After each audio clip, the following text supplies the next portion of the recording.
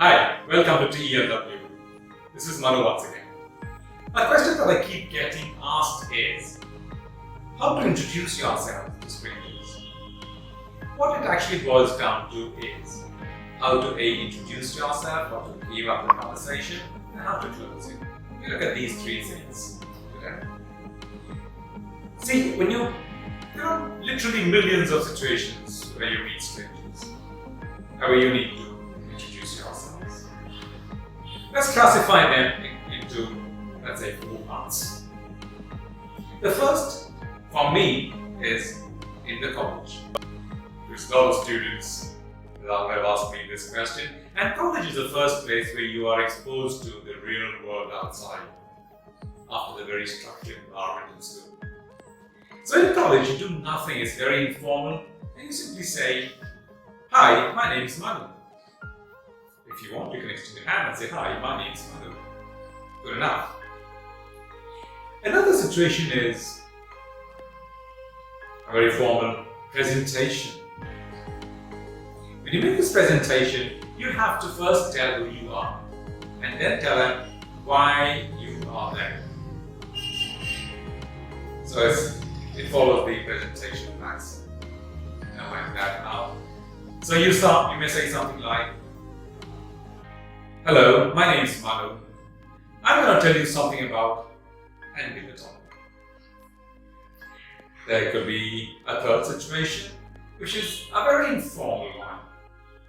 Let's say you're in a party, for instance, somebody's birthday party or some party, and you go up to a stranger and say, "Hi, I don't think we've met. My name's Manu." Good enough. And they'll carry on from there. A fourth situation is a very formal situation. This is maybe inside a company, for instance, and there's a formal meeting, and you have to, when you will get to meet with a lot of people from other, let's say, departments.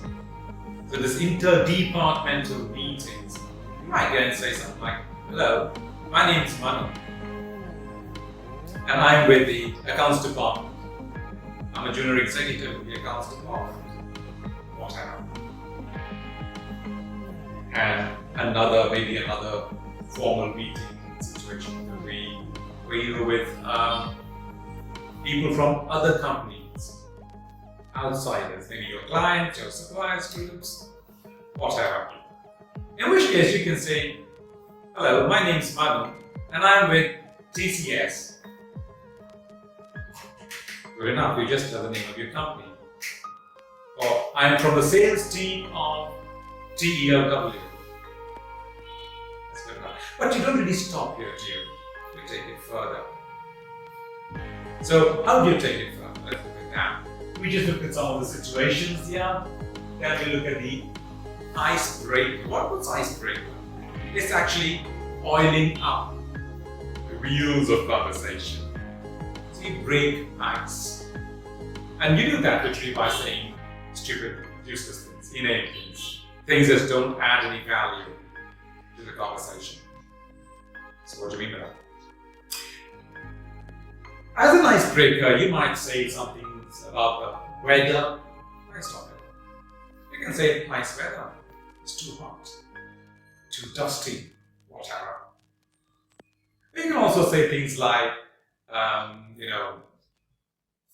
maybe something like about the politics, if you're interested in the politics, about sports, what is the rage of the day, of the week, of the year, whatever. Fashion, nice one. You can start with that person's clothes, if you are close enough. Don't be insensitive. You can say, "Nice coat. Nice stitching there. I like it." That's good enough. Don't go any further. Then afterwards, they'll also get back to you. And then you can start talking about, you can ask follow-up questions. What follow-up questions? Do you live here? Are you enjoying it here? Let's say you're in somebody's party and you can ask them, "Are you enjoying it here? How do you know the host?" Take the name of the host. "How do you know Richard?" "Well, I don't know Richard, I know her husband. He's my colleague." "Oh, great. and so on and so forth. Now, the most important thing for you to do is listen. Listening, yes. Why? Broadly, two things. One, you will know what to ask, the proper questions to ask, to keep the conversation flowing. And two, you will be able to empathize with that person.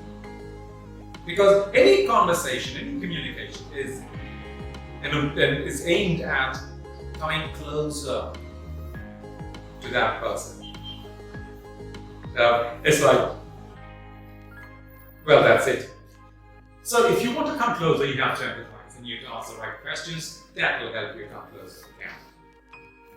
So maybe a conversation would go something like,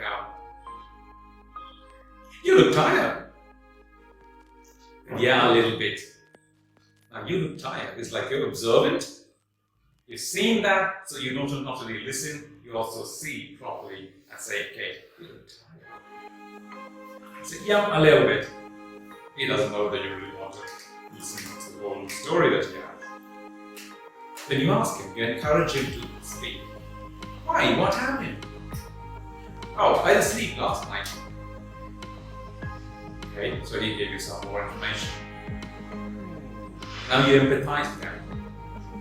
And then you ask another question. Why? That's bad. No, that's bad.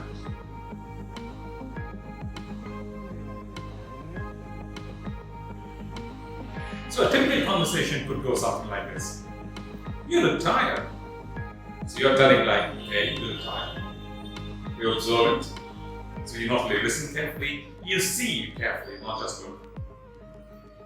So you look tired. And he said, okay, that warms the cockles of his heart. He said, okay, he seems to be enough, but he's still weary. But yeah, I didn't sleep last night. Why? What happened? Well, that's kind of very rude. So you can say something like, oh, that's bad. But what happened? So I felt a little queasy from that, bumpy right from Gaziabad. So, that's bad. And then you ask another question. And you're saying, alright, that was his bumpy ride. It's giving you more details. So he said, last night he went to Gaziabad and that was his bumpy ride. And now he's feeling queasy because of that.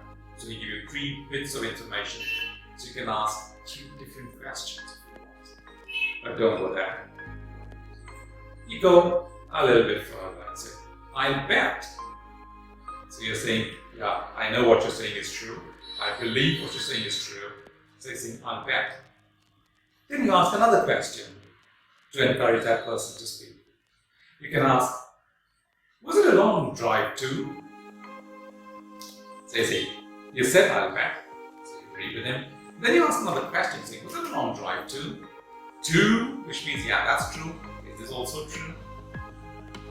Empathetic, encouraging him to speak. You're coming closer to that person. So, these 3 things: listen, observe, and ask questions, right questions. This will increase your empathy factor and you can come closer to that person. Now, this is not, I'm not saying that you have to do a play acting here. This should all come from the heart. Because if you don't want to be really close to that person, don't do this drama. It's all rubbish. Try to like, don't go to any parties. Right. So we've got the listening bit. The second, it says, be positive. What do you mean by be positive? It simply says, or it simply means, that you've got to emit a positive vibe. Let's take another situation, say the meeting. He may ask you something like, how was the meeting? And you can say, it was nice. I like the second speaker very much. What do you say? Positive. 3 things. It was nice. Yeah, I liked it. I like the second speaker. Another positive thing, a little more deep. And then what do you say? So you're asking that person to be encouraging you to speak. Let's take a college, for instance. Again, for my college students there. Somebody can ask you, how was your paper? It was great. Positive. I got a bit confused with the third question. Though, it's giving a bit more information. How was yours? The follow-up question. This formula applies everywhere. Small talk yesterday and keeping up the conversation. How to keep up the conversation. The other thing is smile. When you speak, strangers or otherwise, it's a good thing to have a smile on your face. Pleasant smile, not grin. No, that doesn't work. You should, project positive vibes and stuff. That's what the smile does. Okay. Now, you can't go on talking forever. Yeah. You have to close in the conversation. How do you do that? You can leave again very polite. You can say, oh, by the way, I'm really sorry I have to end this conversation. I'm really sorry I have to leave. I have to run away. I hate to leave like this. But it's very important. Give a reason for that. I have to meet somebody over there. I have to say hi to another colleague there. I really have to say something to the host. Whatever. That's number 2. Number 3. By the way, let me give you my card. Or let me give you my mobile number. If you don't have a card, you just ignore that. We must be in touch. Shall we meet sometime next week? So, positive. You're saying that you want to be in touch with that person. You're giving him your mobile number or your card. So you're giving a part of yourself to them and contact. Positive vibes.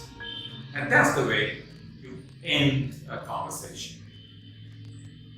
Now there's one more point that you need to really consider before I stop. Mistakes.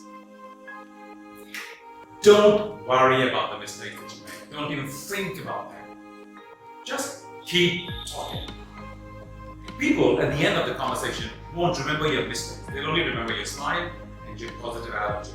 So focus on these 2 and you're going to make very good friends, whether you know English or you don't. That's it for this video. See you again in the next. Bye-bye.